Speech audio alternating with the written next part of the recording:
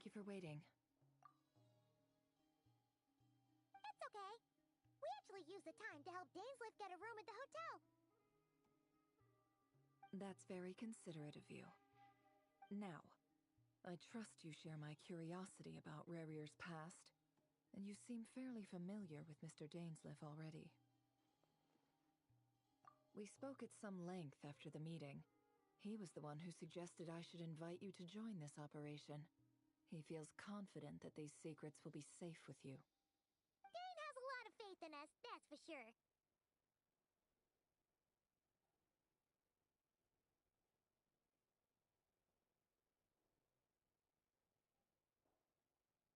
Likewise. I appreciate that you got right on board without interrogating me about why I invited you. It shows that you trust me to explain everything in due course. That's because we know what you're capable of. We appreciate you too, Nefer.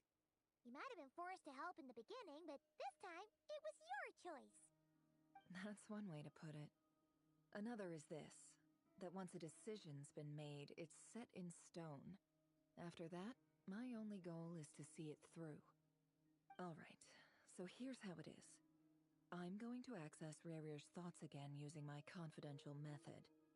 Now, I'm sure you've seen things like this before on your travels, so you're surely well aware of how dangerous it can be.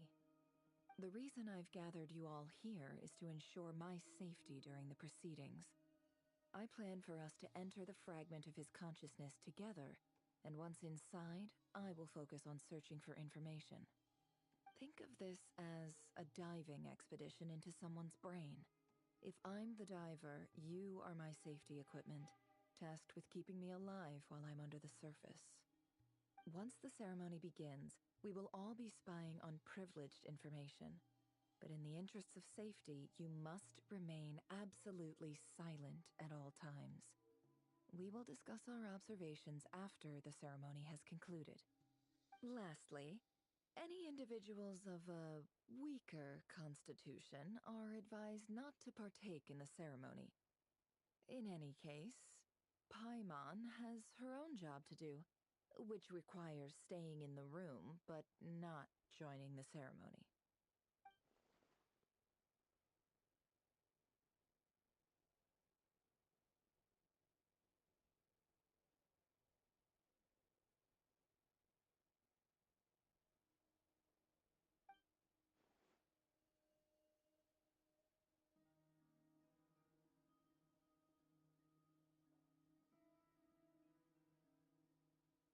Well, good luck, everyone. Sounds like all Paimon can do is cross her fingers and root for you guys. There's a little more to it than that. I was being serious when I said you have a job to do. While the rest of us are inside Rarier's mind, it's imperative that we have a team member on the outside. In the event that something goes wrong, you will be our first responder. I don't anticipate any issues, but the extra level of safety will be greatly appreciated. I second that. This is a dangerous operation here, and you're our whole rescue team. That's pretty much the most important job in the crew. So, Paimon's like the lifeguard? Yeah, that makes sense. All right, got it. Good. Please, take a seat. We'll get started momentarily.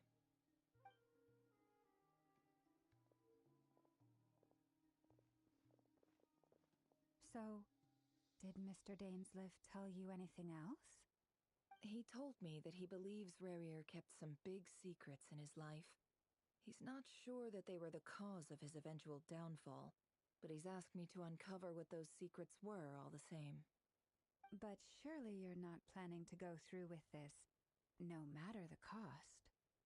If you think that, you'd be overestimating me. I'm a businesswoman, not a mercenary. But I do have my own professional reasons for taking this job. You think I'd turn down the opportunity to get a first-hand glimpse into Conrian history? No chance. Well, as long as you don't let morbid curiosity get in the way of safety concerns, we're good. We'll do whatever we can to help you. You're such a killjoy.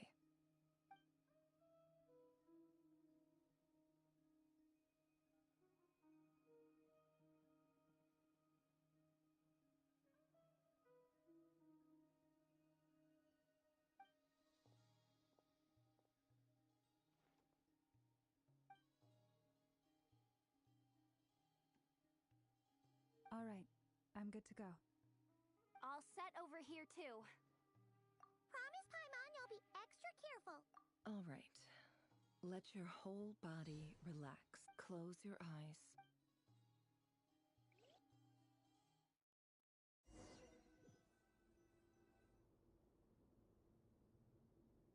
Phew. Could this be his office? Pretty standard setup. Bookshelves, paperwork. According to Dainsliff, Rarier used to be an intelligence operative. Chances are there's plenty of top-secret intel stashed away in this room. Is this where you keep your secrets, Rarier? Can't say I'm not looking forward to this.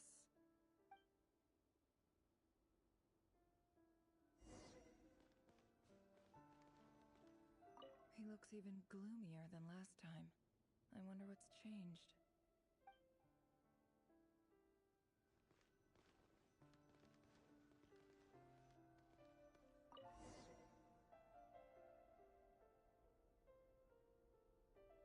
Today's files are in. Time to wade through them, just like usual.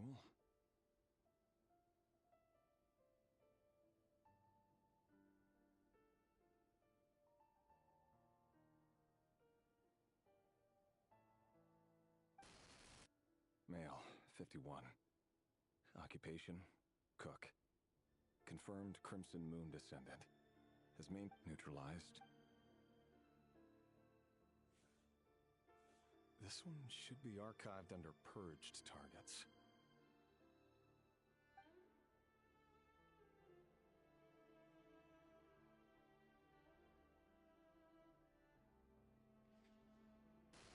Female, 23.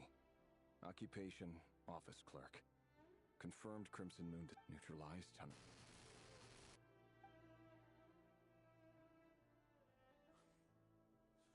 Another one for purged targets. Sounds like she was that other man's daughter. Never mind.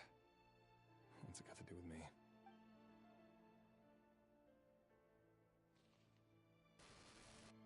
Male, 40. Occupation, teacher. Confirmed Crimson Moon descendant. Has been observed making contact with other descendants during the past year. Poses a threat to the dynasty. Neutralized on...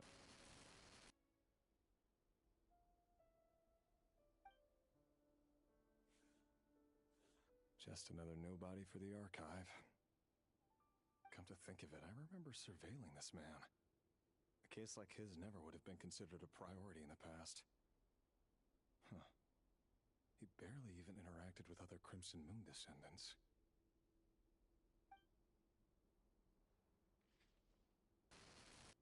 Female, 16. Occupation, none. Orphan and confirmed Crimson Moon descendant. Has been observed making contact with neutralized... Filed.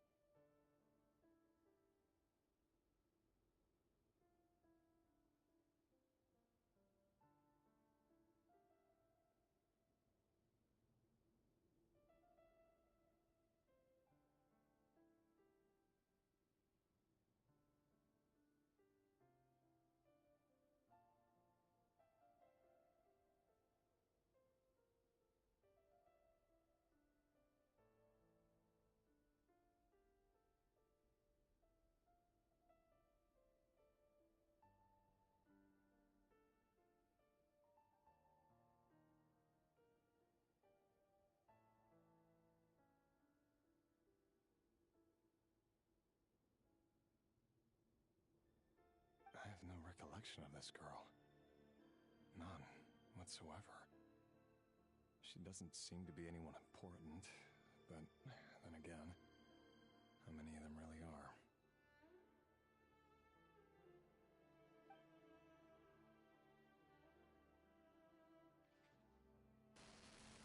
Female, 13. Occupation, none. Orphan and confirmed Crimson Moon descendant. Has been observed making contact with other descendants during the past year. Poses a threat to the dynasty. Neutralized and...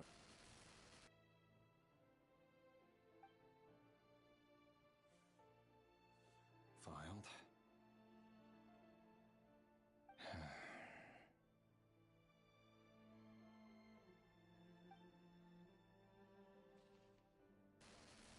Male, 11. Occupation, none. Orphan and confirmed Crimson Moon descendant. Has not been observed making any contact with other descendants during the past year. Poses a threat to the dynasty. Neutralized and...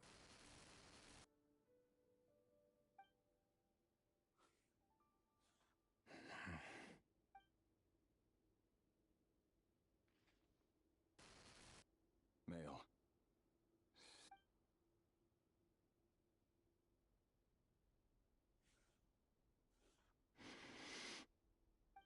It's funny, isn't it?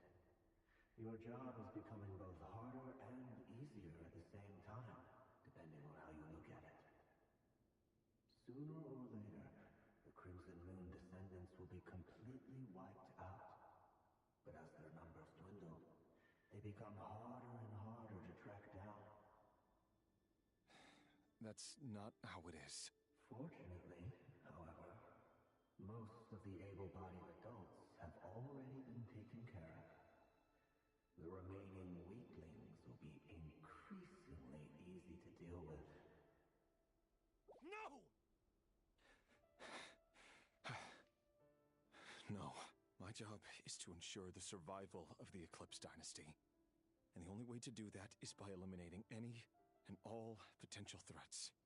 It's a perfectly legitimate line of work. Every single one of my colleagues can attest to my fairness. And if my friends were aware of the facts, I know they'd back me up too.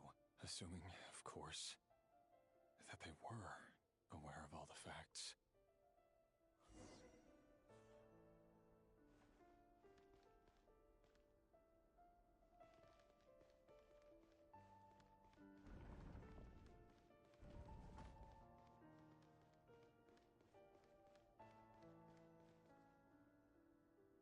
Mr. Vedifalnir, it's been quite some time since we last met. Revir, I trust you're here because you have something important to discuss. Forgive me. I wasn't tuning out, it's just, I noticed you didn't even phrase that as a question. As if you knew I was coming. Tell me, does someone in your position ever feel the need to ask questions at all? It is indeed within my power to foresee certain things. Things like your arrival. I was just thinking. It won't be long before I'll be inviting both you and Dane to my wedding. That isn't a lie, but nor is it a fact as such. It's a wish, isn't it? No fooling a prophet, is there? Ever since that day we met for drinks, I knew it was only a matter of time before you came looking for me. Does it feel good? Knowing how the future will unfold. I'm afraid the notions of good and bad fail to capture the complexity of what such a power entails. Once you've seen what will come to pass, it can be all too easy to succumb to fear and melancholy. Unless, of course, you learn to abandon these feelings.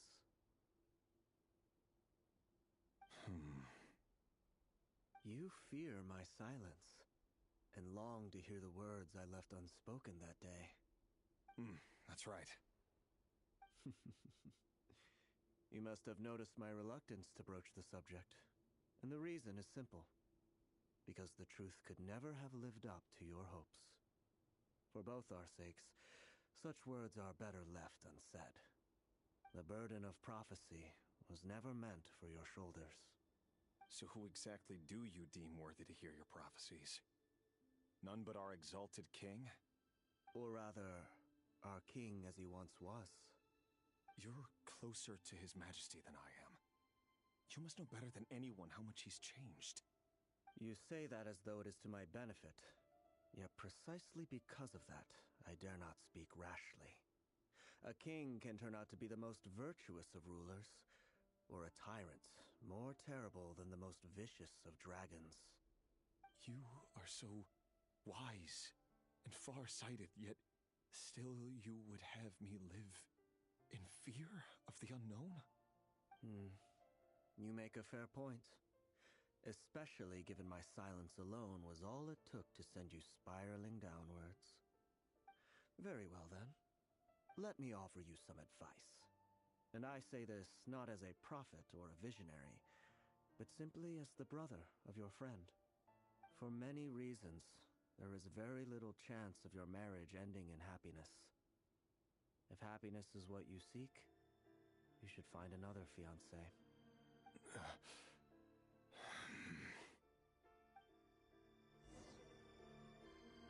Hold on. There's that same black fog again. Could this memory belong to Thelindis? Guess I'd better tread carefully.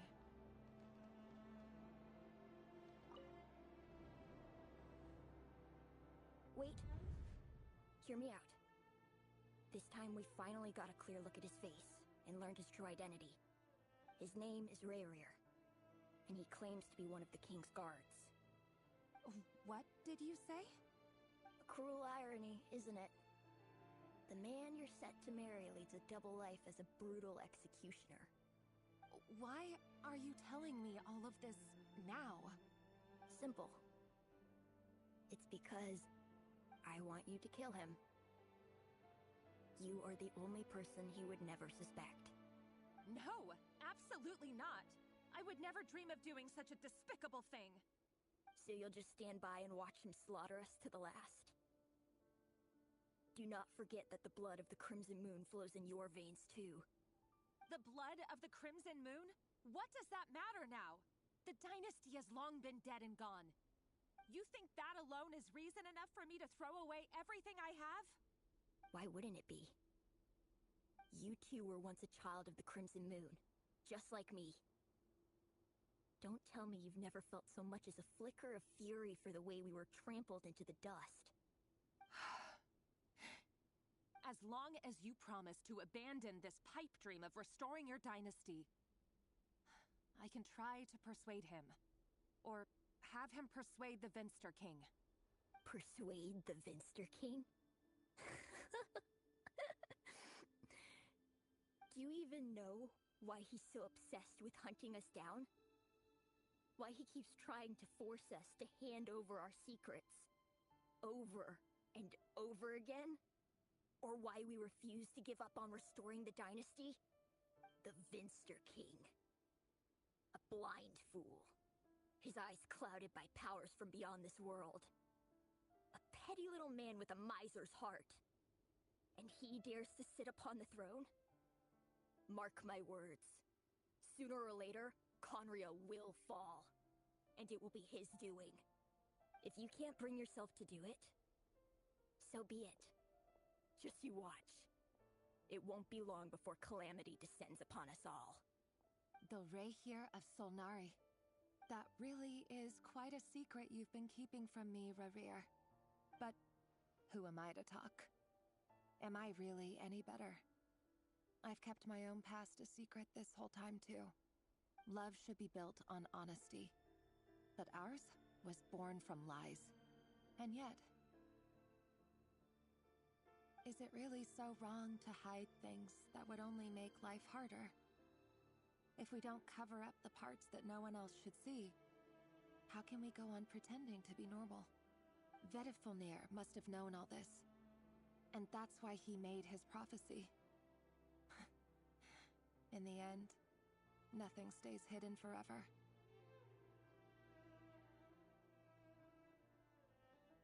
But I won't just sit by and watch this disaster unfold.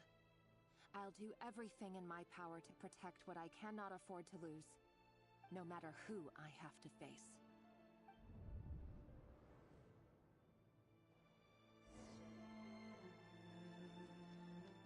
Huh? Was that Rerir who just walked past the window? Doesn't it give you the chills that he still takes the same road to work every day, as if nothing ever happened? Those people at the deli. Enough already. They're clearly pretty taken by their own disguises, so just smile and play along. Pull the rug from under beasts like that, and you'll risk having your throat torn out. Delhi? Oh. They're talking about those people from the opposition. Right. I'd almost forgotten they used to run Delhi. People of no consequence always vanish so easily. And no one even remembers them.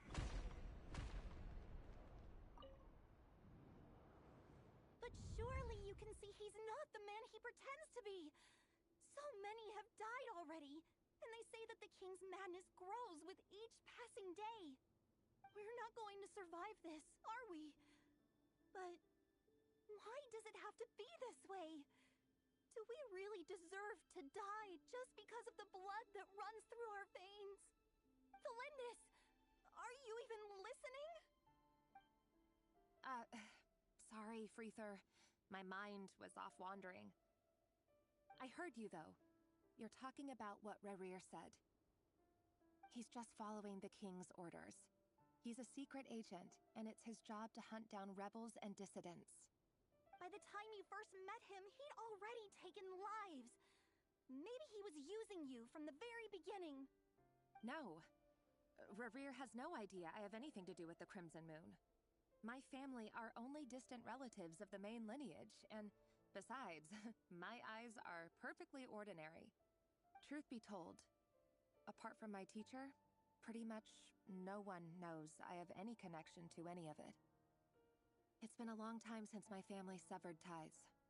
But as Orlog said, who could possibly talk sense into that raving lunatic of a king? No one. I'll work something out. Trust me, I'm with you all. But for now, you need to keep yourselves hidden. Don't let anyone find you, anyone at all. Don't forget that Rerir is an Eclipse operative. You need to be extra careful when he's around. And when I am too. For now, don't come looking for me. And if anything happens to me, just act like we've never met. If even you can't escape this, what hope do the rest of us have? But after all this time together, surely he wouldn't lay a hand on you. I won't speak in his defense, nor can I give you a clear answer to that question. But I'll do everything I can to put an end to this. Here, hold on to this. If an opportunity to escape presents itself, take it. You'll be glad you took some spare change. You call that change? But what about you? I've got a job, and there's still money coming in. But you can't go anywhere right now. Please think about yourself for once.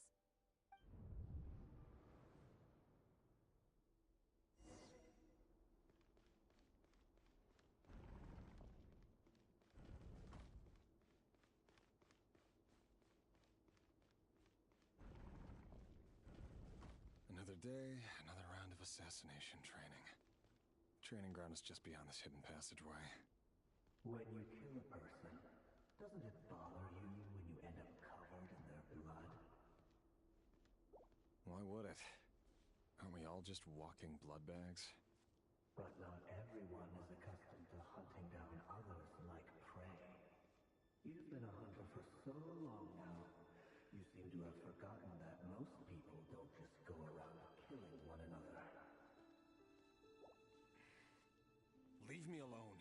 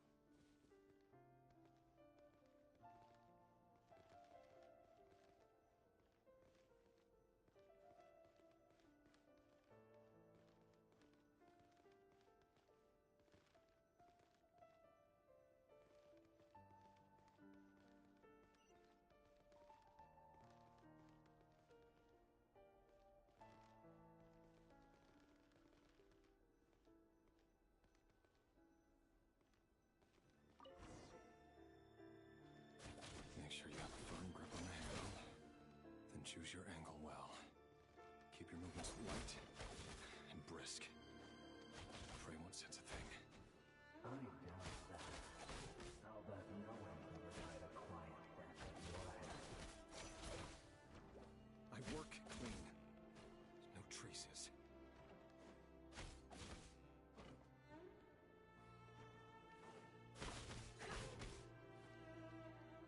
That doesn't make it open for boredom. The king just happens to be right now. What if somebody doesn't? It won't happen. You see, ever since he fell under the spell of darkness, in the beginning, he only had to take out a handful of it. But now, The ones I've dealt with have always been guilty, and I've carried out my work flawlessly.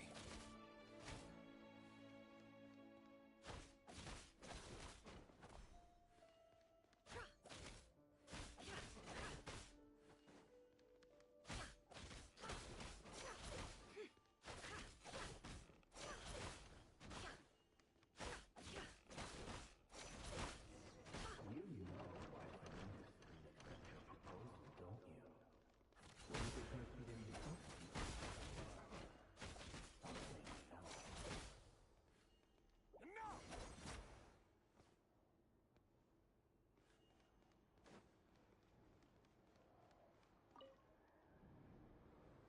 Thelindis, do you still remember Orlog? Orlog. The boy who was pretending to sell flowers. You spoke for quite a while, didn't you?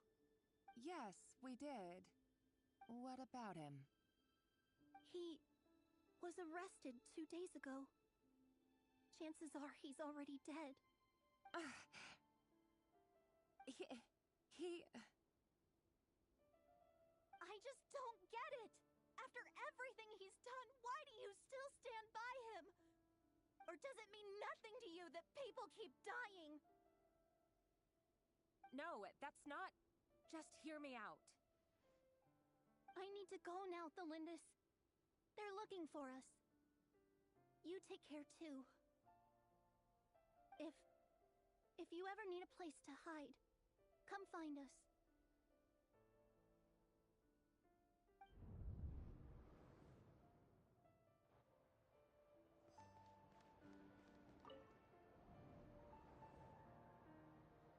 Author Thelindis. Over the course of this week, the research object was subjected to interference for a total of 47 hours for experimental purposes. The results are as follows. All subjects of observation that were sent inside have now... The situation within is proving more problematic than anticipated. No progress whatsoever. What now? Won't you give me even a glimmer of hope? Things are getting worse by the day. I have to find a way or we'll all be in danger.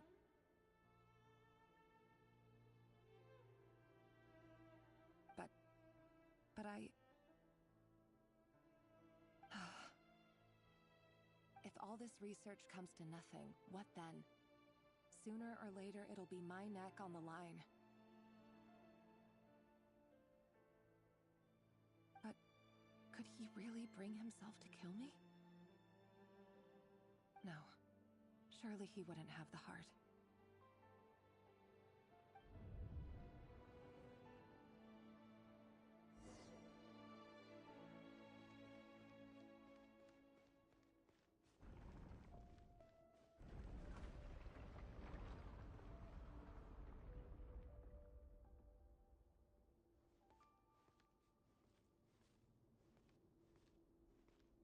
Why won't you just let us go?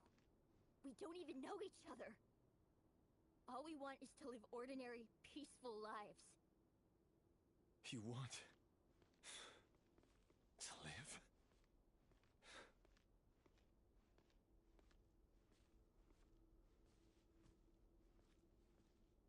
Yes. I just want to go on living. Is that really such an unforgivable crime?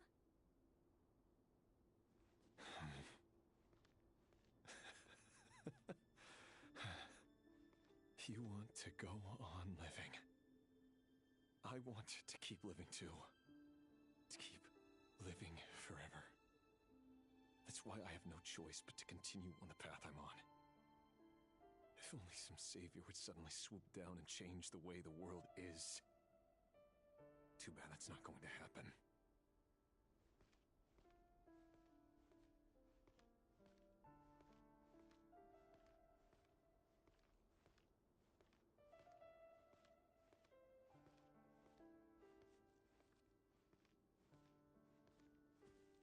Imagine that. If there really were such a person, you and I wouldn't be standing here like this, would we?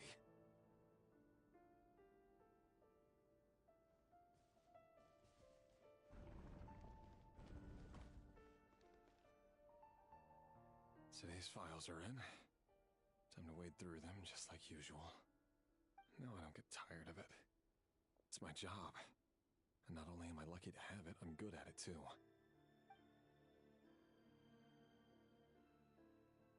Huh. Wait. That's... Thalindis? No. No! No! Why? But you bear no mark of the Crimson Moon. How could you possibly have anything to do with them? It cannot be. A diluted bloodline. Carefully concealed. I see it now. You've been living in the shadows just like me. What a fool I've been. Numbing myself with talk of justice. Even imagining my friends would back me up. But in the end, Irminsul. Finster King! How far are you going to take this? From the direct bloodline to secondary offshoots? And then what? Today it's the descendants of the Crimson Moon. Who will it be tomorrow? Will you not rest until everyone down here is dead? No. This cannot go on. This is where it ends.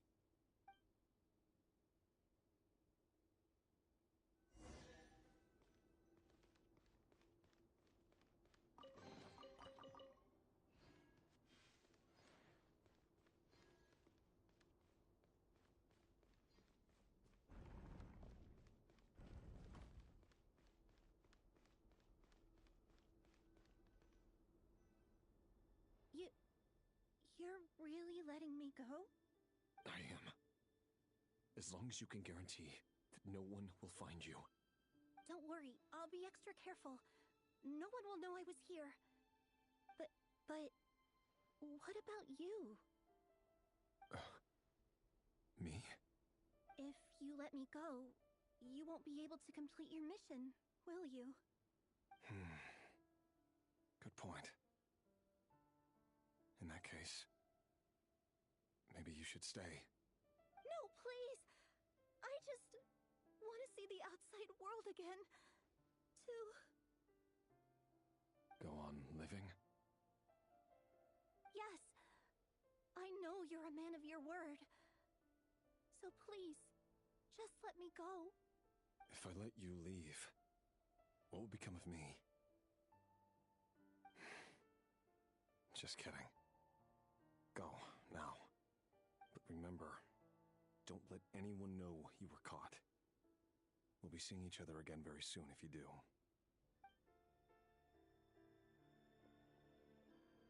Even shadows in the dark must live by a code.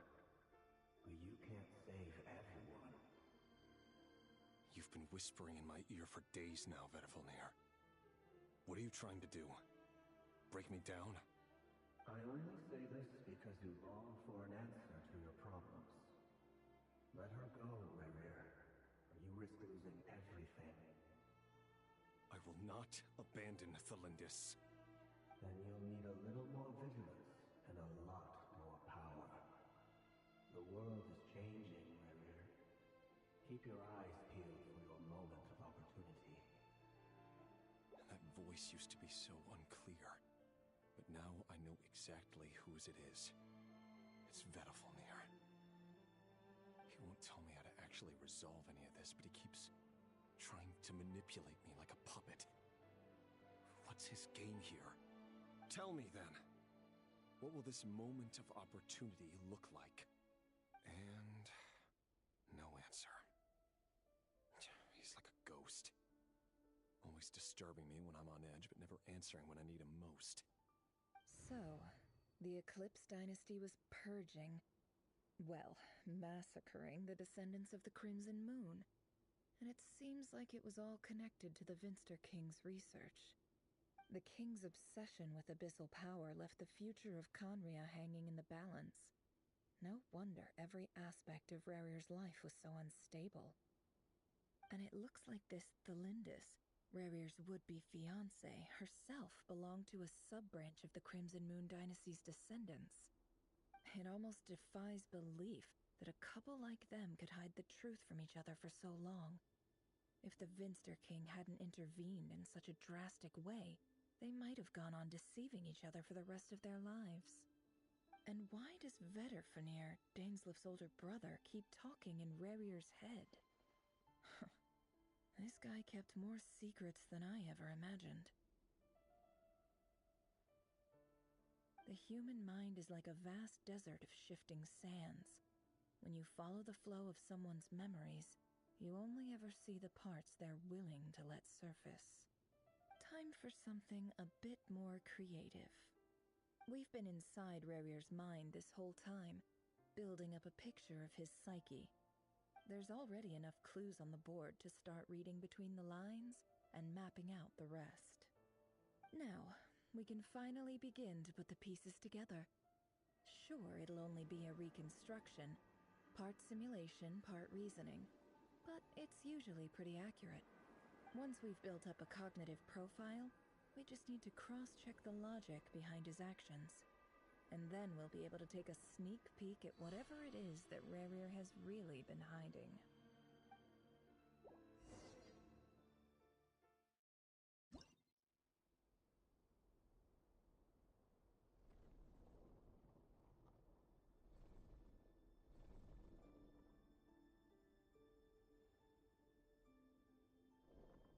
Rarir, are you there?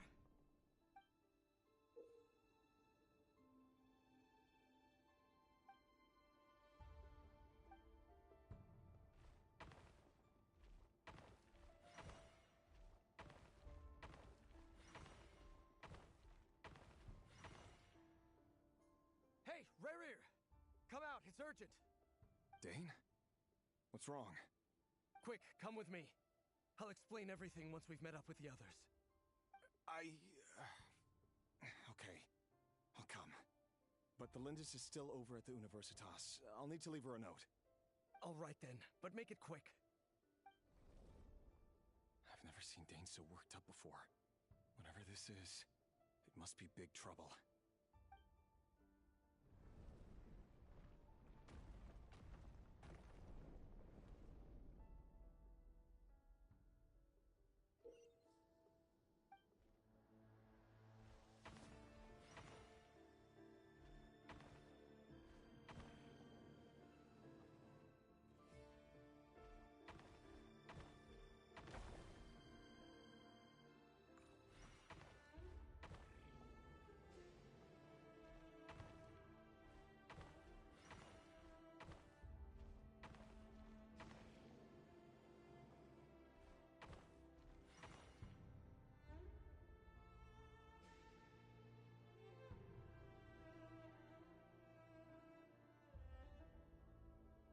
Well, this is a nice change, meeting you all at this hour. When men and women of ambition can speak face to face in broad daylight, I say that's a big step forward for our dear Conria. Don't be ridiculous. We do not fear the day. Why would we seek refuge in the night? You might ask your blade that same question. I'm told it prefers the cover of darkness. The word on the street is that Sir Delogi only strikes when he has an unfair advantage. But that is patently false. I see you're missing an arm and a leg. Surely only a fair fight could explain that. If this is your way of offering me replacement limbs, believe me, I'll take them. Oh, we can certainly discuss that. With bioalchemy, anything is possible. Assuming I have your full support in my research. Lunatic. Robtoteer, what brings you here? Why, Dainsleif, of course. He invited me. Please, cast aside your apprehensions, Miss Rhindaughter. Whatever the rumors may say, I am but a humble servant of the king, and I can assure you he affords me no greater convenience than he does you. Well, the Universitas Magistrorum won't stop fawning over you, so at least some of the rumors must be true. You're clearly doing well for yourself, so drop the humble servant act. It endears you to no one. You're president of the Universitas Magistrorum, the chief royal mage known as the Wise by royal appointment, and by far the most favored among the 4 pillars of Conria. Vice President Veet doesn't even try to hide his envy when he sees you. My success is the product of hard work and good luck. It's as simple as that. Were the king not such an extremist, I hardly think I would have received a senior post at my age. Of course, no job is without its gripes. Serving a king like ours can be a challenging task, as I'm sure you can imagine. And as for Efterveet, in missing out on the presidency, he's dodged a mountain of stress. Like everything else in life, it comes with pros and cons. You're all here. I apologize for the short notice, but it was an emergency.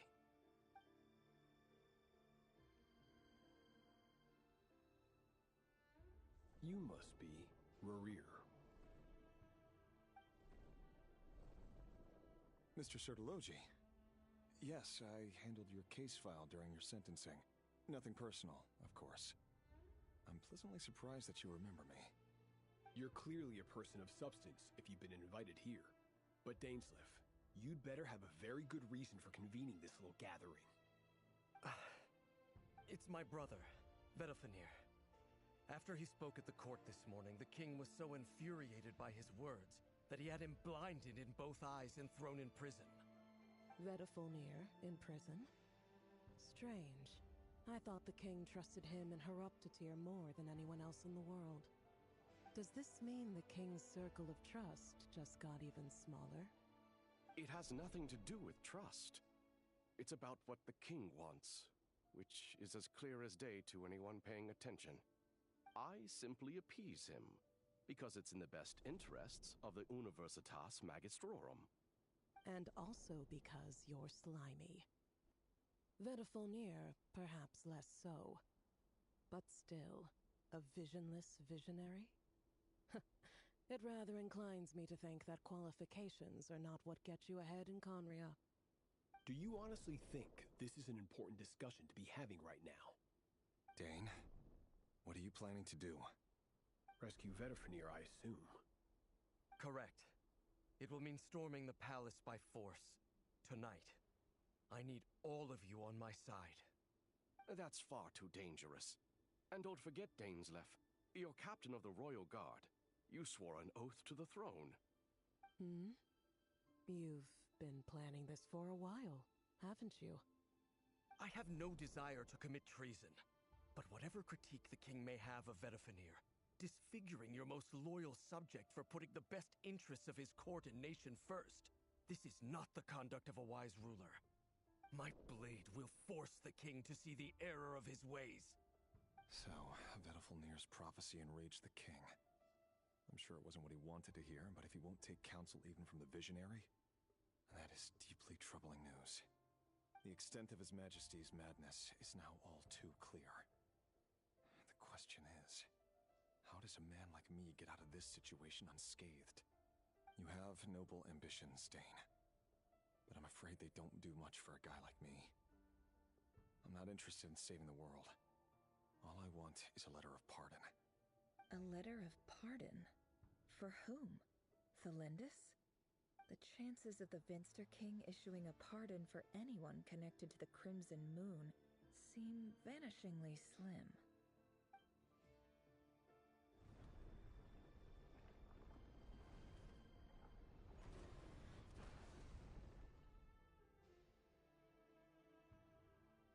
This black fog over the board must have some connection to Thelindis. But why is it taking this form? Does it have something to do with Ravir's past? Another mystery I'll need to unravel.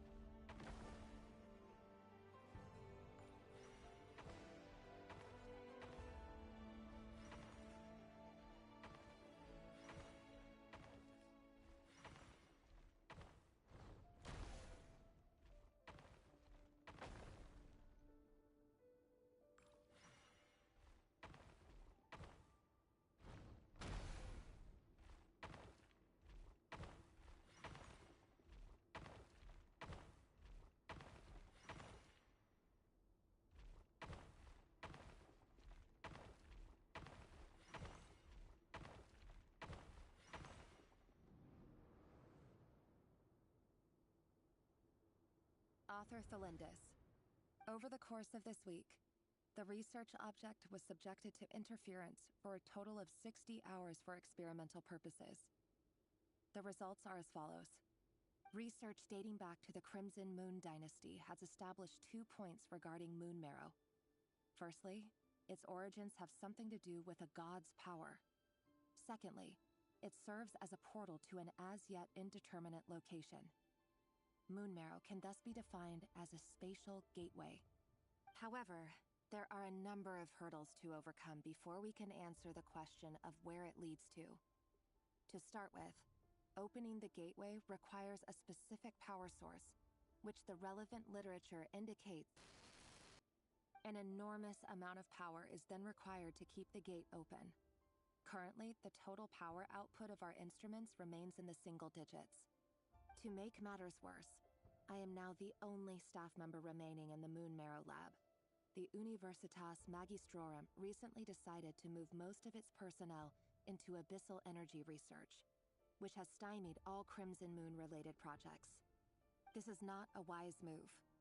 I have always maintained that placing all our hopes in a single source of power is risky, especially one as poorly understood as this, as well as making ourselves overly reliant on a single resource. We are neglecting other promising technologies. I apologize if this comes across as disrespectful. But as a Moon Marrow researcher, I desperately want to see the world beyond the gateway. If we really made it there one day, what would we find? And how would we go about taming the unknown? My imagination is endlessly fueled by questions such as these.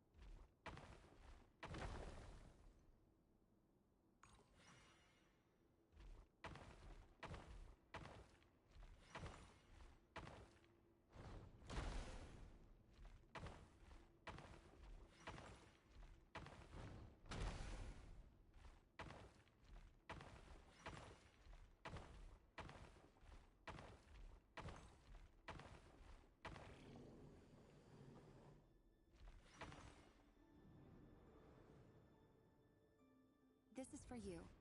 I heard you're gonna leave the city with your parents. The Lindis. Did you hear about what happened? I've heard nothing. Rerir got back very late last Friday, and he was acting a little unusual, but he slept pretty well, so I'm guessing whatever he did was a good deed.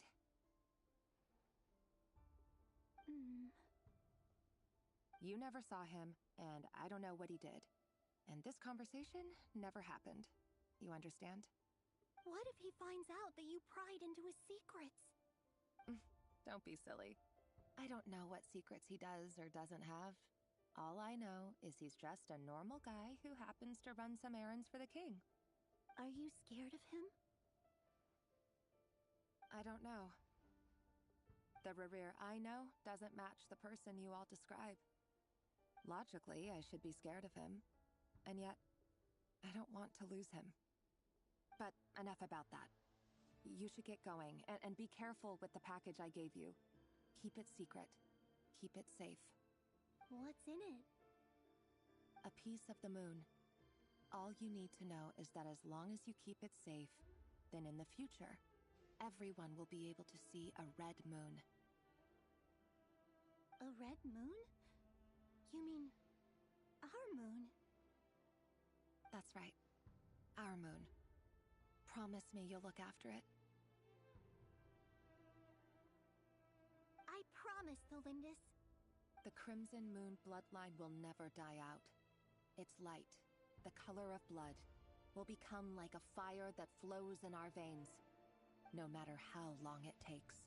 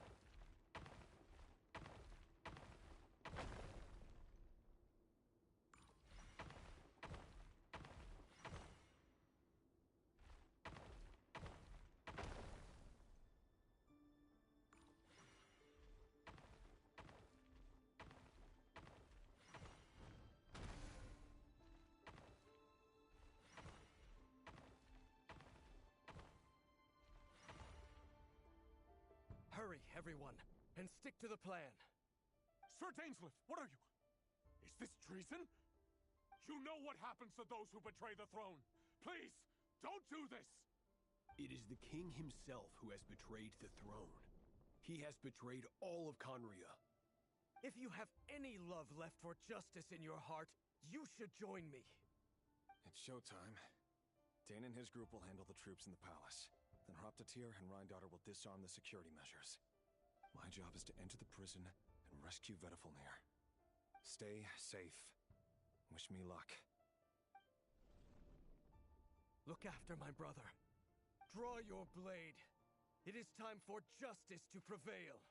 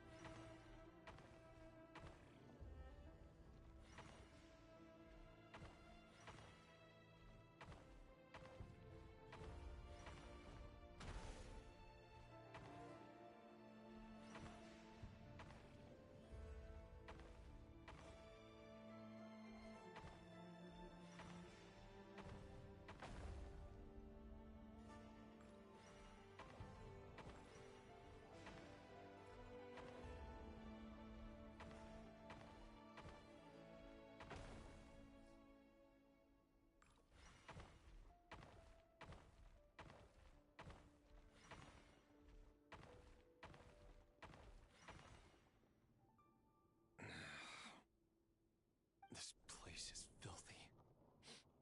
And the smell is abominable. Clearly, the king doesn't allow his prisoners a single shred of dignity. This is dire. Found you. Hello, Mr. Vedifalnir. It's you. Surprised? Oh, wait. I guess surprise isn't an emotion that prophets feel very often. I certainly felt some surprise in the moment when I was blinded. Surprise at the king's sheer ignorance. Surprise at just how unfairly this world responds to words of earnest remonstration. I'm curious. What did you prophesize this time? It wasn't a prophecy. It was a word of warning. Someone had to say it. The king has forsaken all reason in pursuit of his obsessions. I simply told him that if he continues on this path, Conria will surely fall. But he didn't listen. Worse still, he stabbed you in both eyes and locked you away. Dane asked for my help. The court is in complete chaos now, but I'm sure you predicted that. Everything is transpiring as I foresaw, yet I am powerless to change it. Fate is an immutable force. I can but lament as the inevitable unfolds. I do wonder whether giving a man the power to see the future does nothing more for him than slowly crush his spirit. Forgive my curtness, Vedifalnir, but the king did not suddenly turn on you today.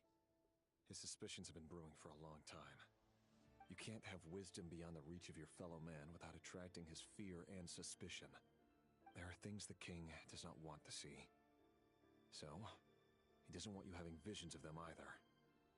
He blinded you because he thought this would make the visions stop. He wasn't entirely wrong. I did indeed lose my power to see the future. Right up until... Until what? Just now. I believe I saw something new. Well, tonight could go a lot of different ways. 5 of us banded together to storm the palace, also we could rescue you. This will go down as the most tumultuous day in Conrian history.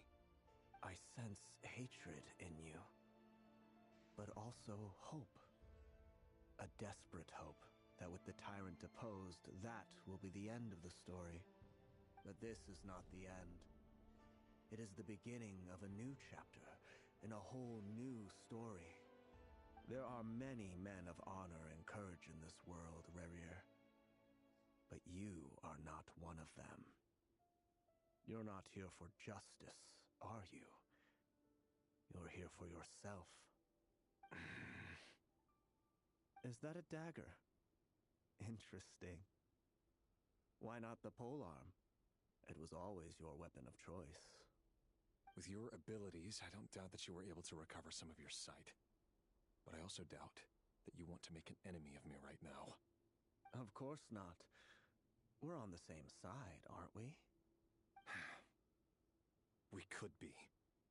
But I need you to be honest with me, Vedafilnir.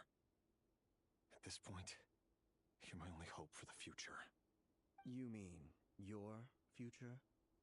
With your beloved, Felindis? Yes. And I know there are bigger things at stake here. A dynasty, a nation, maybe the entire world. But forgive me, I care first and foremost about myself. I can't abandon the one I love to save myself. I just can't do it. But you see a broader picture of the future than I. You see the solutions to the biggest problems of our age. So tell me, what is my solution? What's the answer? In matters of fate, answers are either right or wrong. What will be and what will not. Maybe you are willing to pay a certain price in the pursuit of happiness, but unfortunately, fate does not negotiate. That is the cruelest thing about fate. It is unmoved by your sacrifices. That can't be true. I know it's your voice that I keep hearing in my head, urging me to see how the world is changing, to seek more power, so I can protect the things I love. You show me disaster, but you won't show me how to avoid it? Why? Why are you doing all this? My voice. In your head.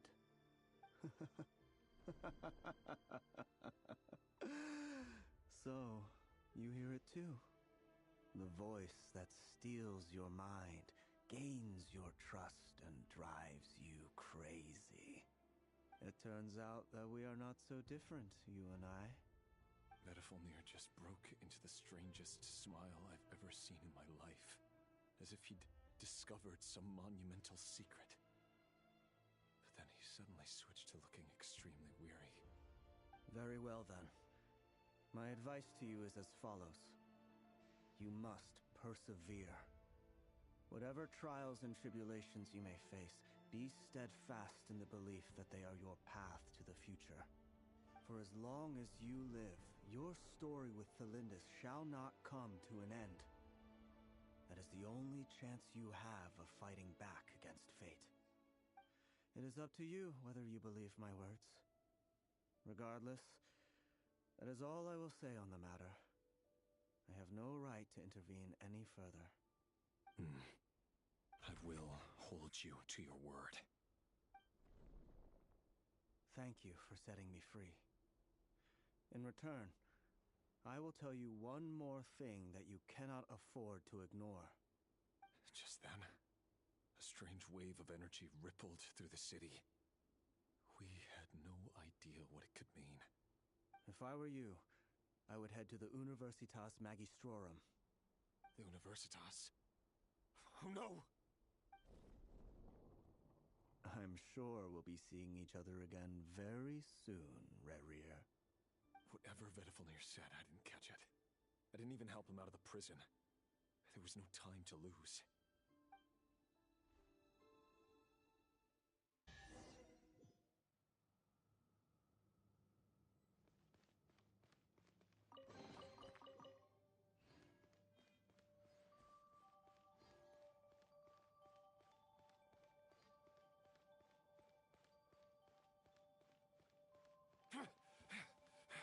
Monsters?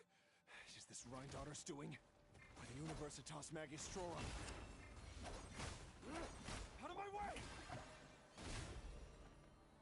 Full throttle! Can't hide the truth. They all fall to the place.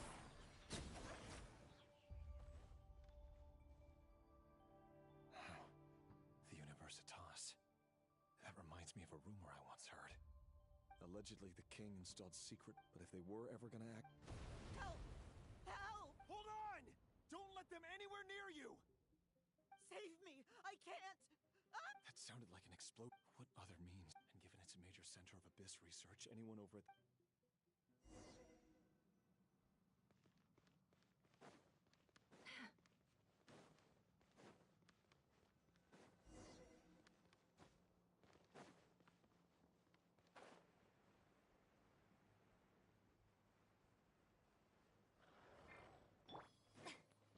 The show begins! Ding dong! No more lies. It all adds up. Seek within.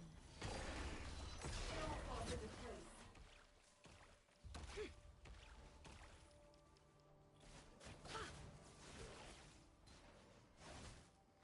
Light it up! Go claw! No more lies.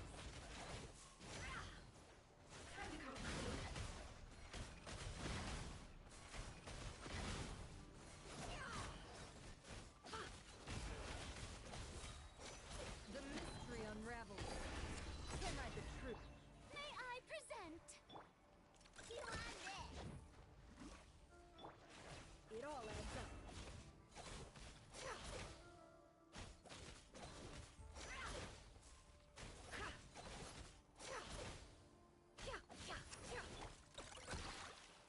No more lies.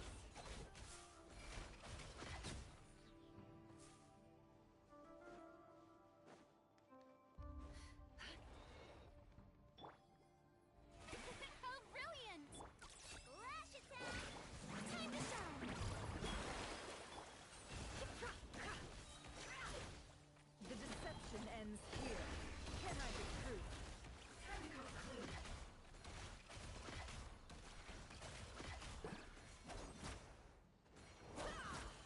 No more lies.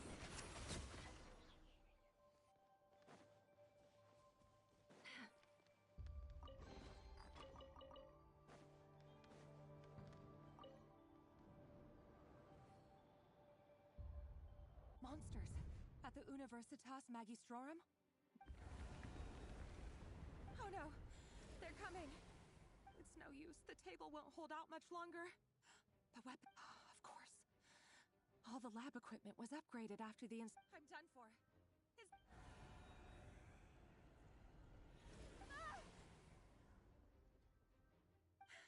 Stay back! Please stay back! Please!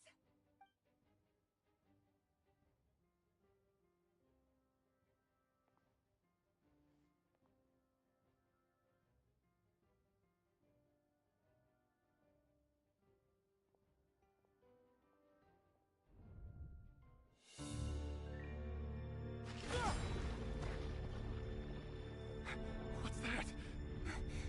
Reverie! So the rumors about your work are true. What? No! Listen, something happened at the palace tonight. We have to leave! You don't need to lie to me anymore. What do you mean? I know why you're worried, and I will respect the decision you've made. But it's okay, because I found a solution.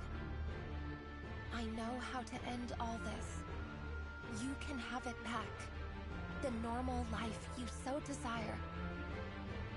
But until then, I'm afraid our wedding will have to wait.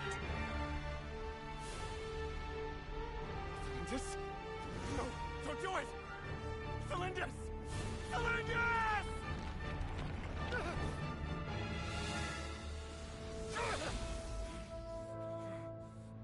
I told you, Reverie. Let her go. You will find someone better. No! No, I won't do it! I have to save her! By what means exactly? A lowly pawn. You lack the power and the strength of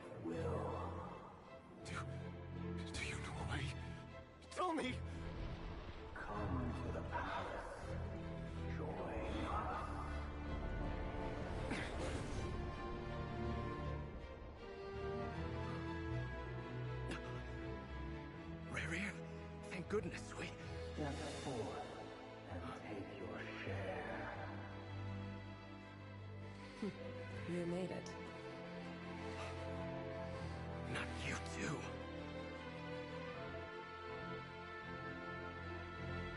Hatred or grief, despair, desire. We all have our own.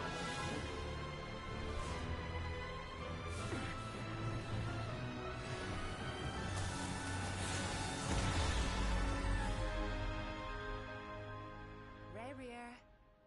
Rarier. Lindis? Were you daydreaming?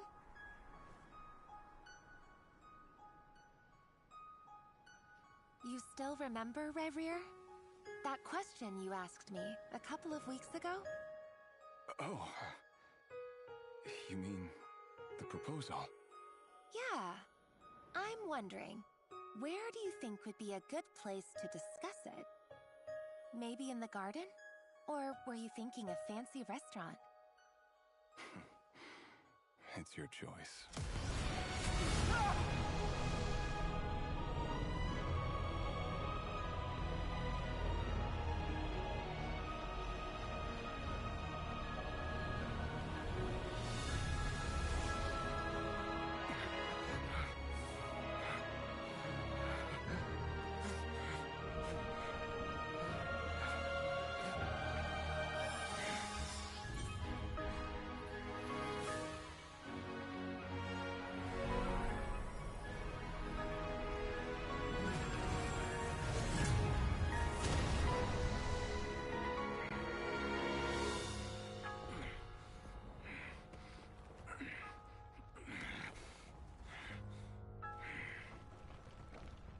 I will find you. And then, you can give me your answer.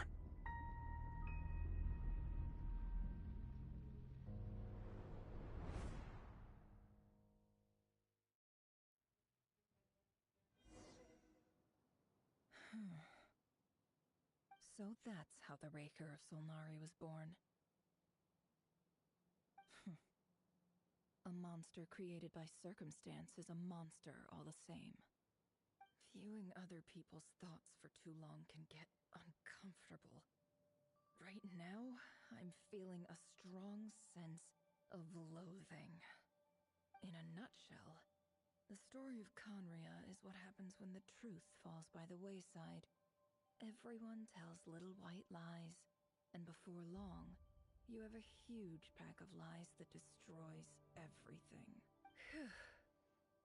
Time to get back. His past is filled with...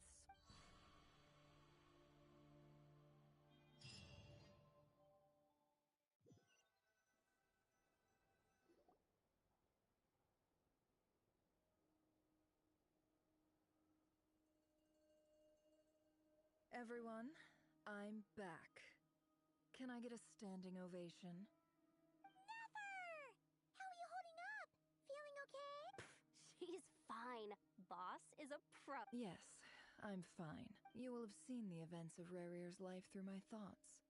It's now I mostly agree. However, I would not consider Rarier to be a nobody. Sounds to me like you're... That's not what I meant. Then try to... Now, as for you... Cool. Patience. You'll hear the whole story, don't you worry. But let's meet up with the others first. Yehoda? Yes, boss. That's more like it. Forgive my curiosity, but... It says I gotta do the annoying stuff. Is that right? If something is in the... In any case, I've hardly shied away. There's nothing I dislike...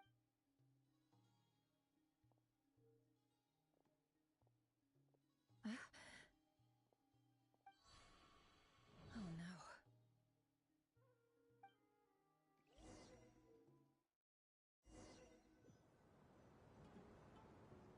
Sorry to disturb you, but we seem to have run into some trouble. Evidently so. Don't worry, I'm not about to leave you to fend... I'm sorry? What did you hear me say? I wasn't talking about labor policy. Wait. How long have I been standing here? Not long. You just appeared by the door a moment ago.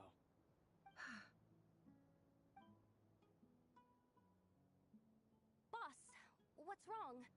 You look like you've seen a ghost. We've been tricked. We never left at all. Somehow I hallucinated that whole scene back inside the office. Hallucinated? But how? How indeed. This place should heed my will alone. All thoughts and actions that occur in here are just a result of pawns moving across the chessboard in a carefully calculated manner. And nobody has access to this chess set but me. So you control everything in here? More or less. But yes, it's a special technique of mine. Has anything like this ever happened before? Only once. It was the first time I used the chess set. Is there any similarity between what happened then and what's happening now? I suppose my thoughts are a little turbulent, which was also the case my first time. Is there anything I can do to help? The first clause of your contract clearly states that I only need your help with... Meaning you're not feeling lazy right now? Meaning this is not something Yehuda can help with. Boss, it's fine. Really? Oh, listen to you. Whatever would I do without you, Yehuda? What? Really? Yes, really. Where would I ever find another employee as obedient and servile as you? God forbid anything ever happens to you. Oh, okay. Well, anyway, I suggest everyone finds even though you don't want to dismiss mental fatigue. Just Don't I have the... If we can find a suit... Time to rally, everyone. Follow me. As we continue our journey, the same rules will... You have my word that...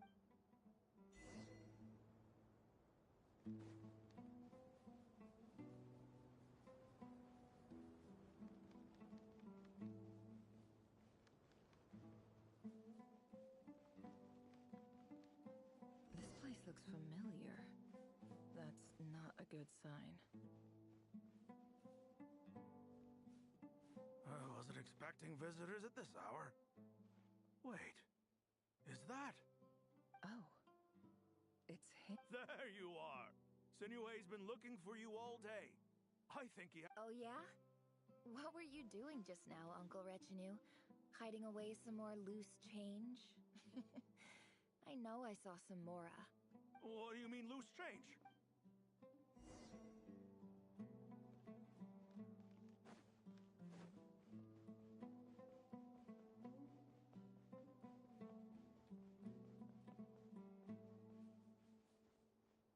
Hey, kid. Mind telling me what Sinuhe's been up to recently? I'm trying to get in his good books and I need a way in. Get in his good books? Why? What do you... I've written a new song. I was hoping... A new song, huh?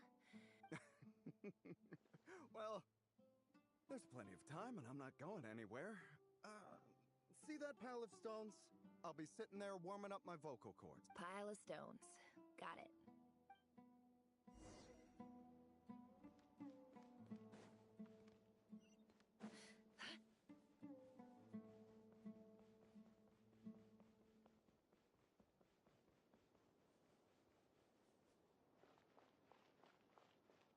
Hi, Dad. Uncle Retinue said you were looking for me. Ah, there's my little princess. If you'd gotten back just a little sooner, you could have shared the spoils of war with me. Spoils of war? Who were you fighting against, Dad? It was just a figure of speech. The aftermath of a sandstorm is no time to be waging war. I was talking about our war against thirst. I went out to fix our water supply problem, and now I'm back. Which means... We have a well again! That's right. I found a new one and brought back as much water as I could carry. If it wasn't for these blasted sandstorms, our wells wouldn't be caving in. As the chief of our tribe, I'm supposed to be You know how prosperous our ancestors were. But things are looking up. So you're the Special ambassador, they call it. It's nothing bad, okay? We've been So, do you get anything good out of being a special... Of course. My luck's improving all the...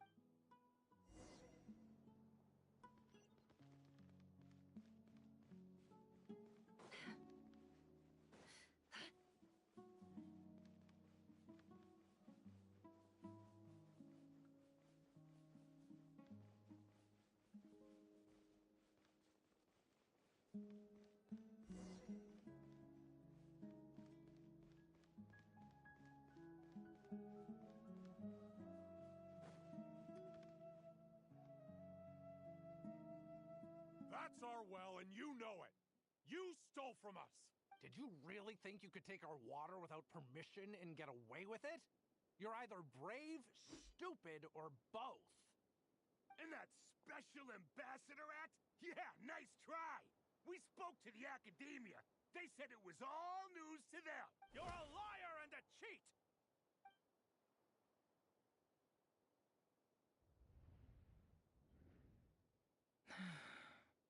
I heard Yehuda gasp, but I don't blame her.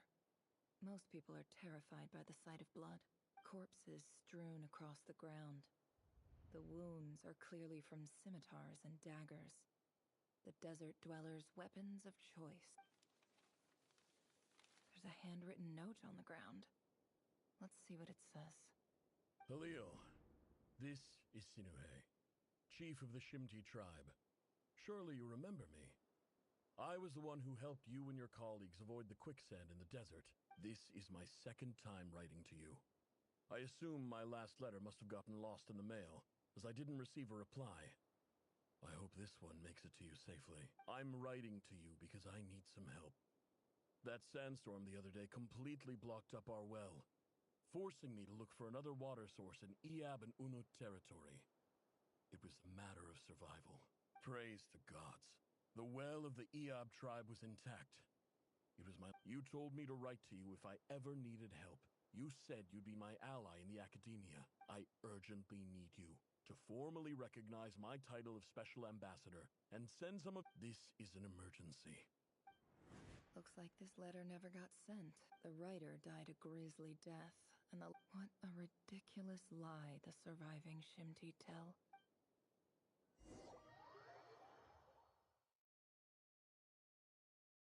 Officer, welcome. Welcome to our humble village. I thought you would at least have the courage. This is the finest wine Aru village has to offer. I promise.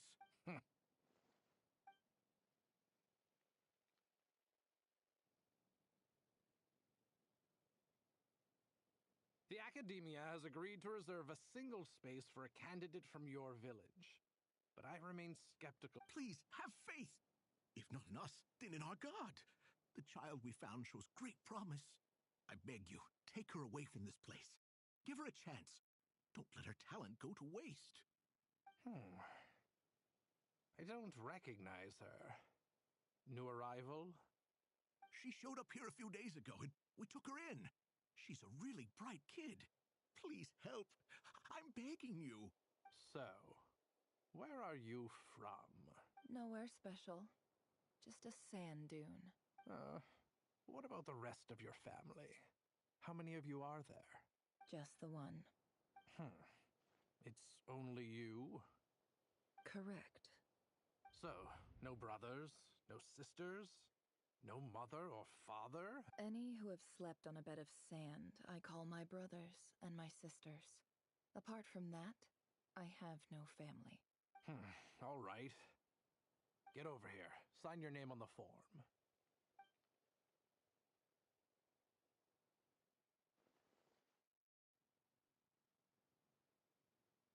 Never? You're rather fair-skinned for a desert dweller.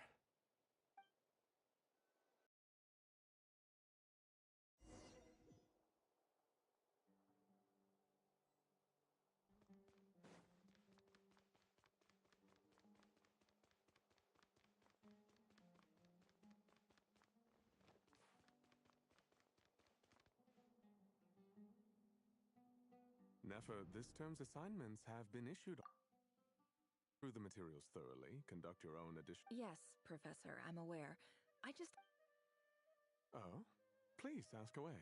Well, I saw the other student... Weeks? I think what you're saying... You see? Sharp as... Because of where I... I'm sorry, Nefer. I don't like it any more than... Anyway, you said you had a couple of questions? I wanted to check... if... Ah, your family wrote to you. Well, as long as they put your name on the envelope, someone should hand it right to you.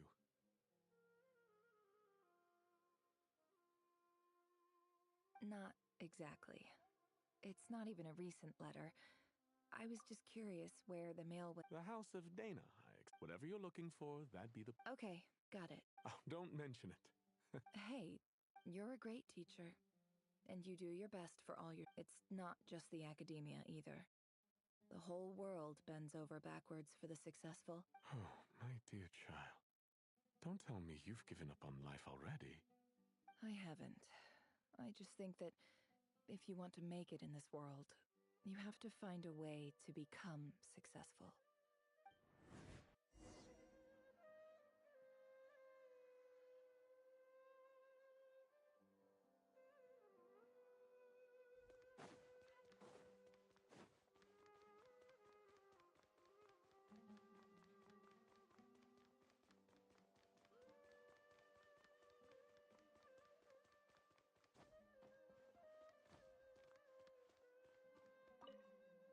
This must be it. Let's take a look.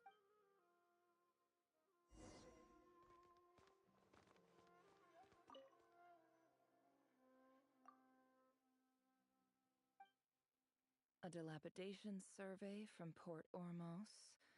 Looks like it's from a Core of 30 representative. What a strange thought.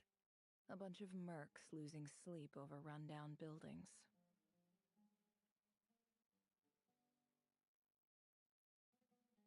This one was never even opened. I guess the recipient didn't care what the Core of 30 had to say about anything. Who was it addressed to?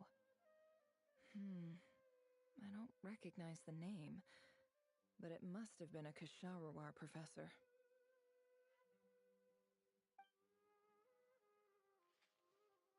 This one is addressed to the Immorta Sage. The title is Changes Observed in Satyavada Life Symptoms. Why do all these letters read like full-blown dissertations? Guided by the incense, we became lost somewhere in the forest. All the barriers between levels of consciousness disappeared as our minds soared around in circles, looking for a branch to seek refuge on.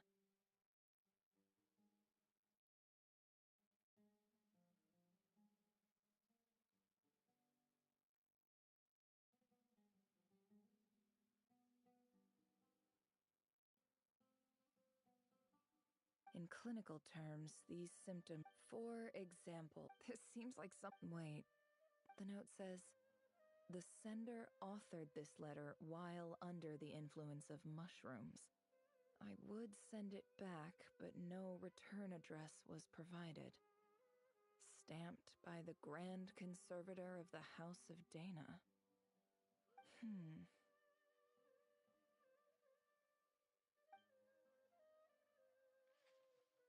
This next one is addressed to Grand Sage Azar. A few words of protest regarding recent changes in Sumeru's educational policy. In recent years, the academia has taken on a small number of students from the desert region, as per the policy to this effect. However, it appears to me that these students have not, in fact, been provided with educational opportunities that are, in any meaningful sense, equal to those enjoyed by their peers. As well as receiving dumbed-down assignments and perfunctory tutoring, they do not even have full access to the Akasha system. Education is the fundamental purpose of this institution, which should go without saying in a nation whose founding virtues are knowledge and wisdom. I ask you, is the lip service we pay to the policy of education for desert students truly the standard of pedagogy to which the academia aspires? As Grand Sage, policy decisions are your prerogative. But do not forget your roots. You and I were once students too, as was everyone else in this institution. I do hope you will give some serious attention to this matter. I encourage you to discuss issues like this with myself and others. and listen to some alternative opinions. Great letter. Shame it didn't get to where it needed to go. And the sender is... Huh? Sage Cyrus of Spontamod. I didn't realize anyone else even knew how bad students like me have it in this place.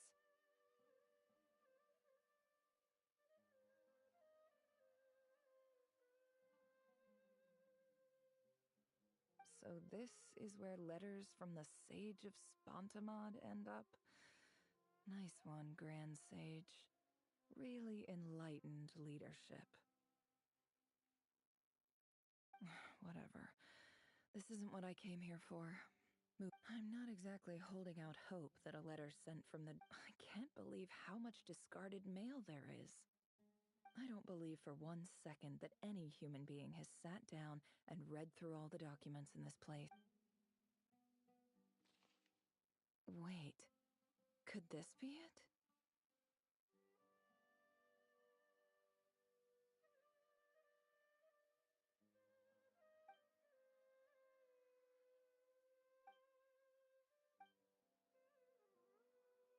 Greetings, Halil. I don't know. In my tribe, learning the Shimti tribe. This brings me to my there was a terrible sandstorm the Eob and Una. I found a well. When we met, that aside, the last time you were here, we have next. From the outset, the academia never took you seriously. Those things they... And you were so emphatic that your luck had finally changed for the better. You swore, you liar. And who fell for it? Just me, by the looks of it. I think I'll take over from here. Let me show you how it's done.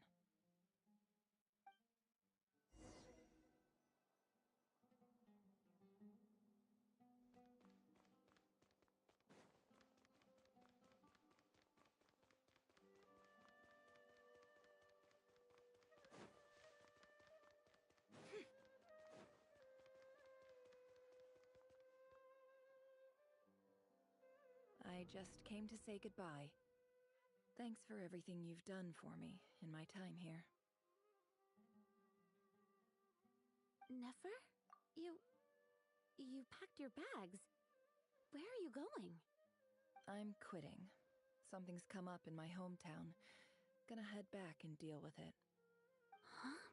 But this was a hard-won opportunity for you. You know that better than I do. It was, but it doesn't matter. I have more important things to deal with, and they can't wait. Oh, and I didn't want to overfill my bags, so I left some incense on your desk.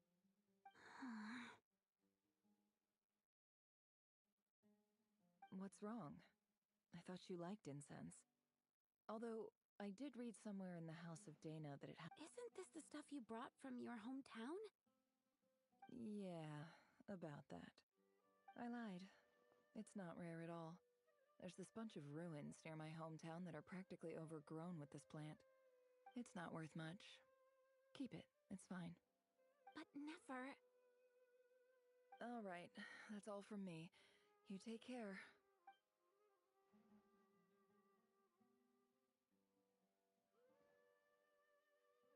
Don't forget me, okay? I mean, we're more than just classmates, right? We're friends. Yeah, I lied again. That incense is worth a fortune, and as for I'll be lucky if I...